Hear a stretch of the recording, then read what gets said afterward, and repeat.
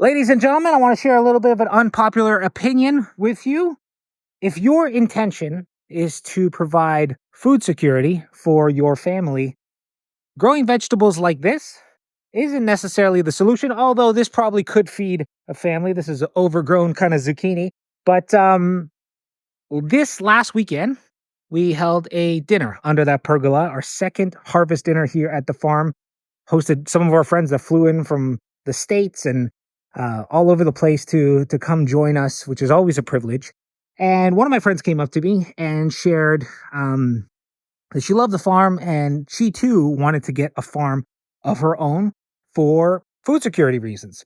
You know, looking at the way things are going, and it feels like we're always in this perpetual, like, man, things going to shit. But regardless, food security is important. I think we all learned that in the pandemic. And I think there's a misconception of having a beautiful pumpkin patch, whatever the case may be, a vegetable garden. We have blueberries, raspberries, and that kind of stuff in the background. That's the solution. And I told her what I will tell you, that having a freezer filled with meat is by far a much better solution to get to some kind of food security than to grow any kind of vegetables. One of the things that people don't realize is, and I'll share this tied to our harvest dinner that we did earlier in the year.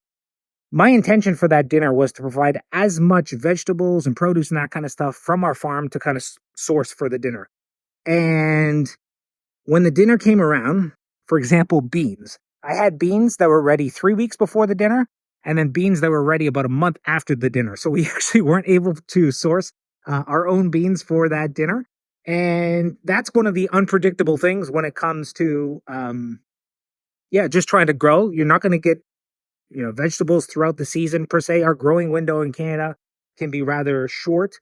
By far, the best thing you can do from a food security perspective is find a local farmer and buy a quarter cow and fill your freezer. In our freezer, we don't really eat pork, so there's no pork, but I have fish that we buy from out west from an organic fishery. We have a quarter cow, effectively. And if our freezer ever ends up kind of being empty, we have our own cows off in the horizon over there and our own sheep. So that is the ultimate insurance policy. But if you are looking for more food security in your own life, I can't stress enough. Vegetable gardens are fun, but fill your freezer. It's something anybody and everybody can do.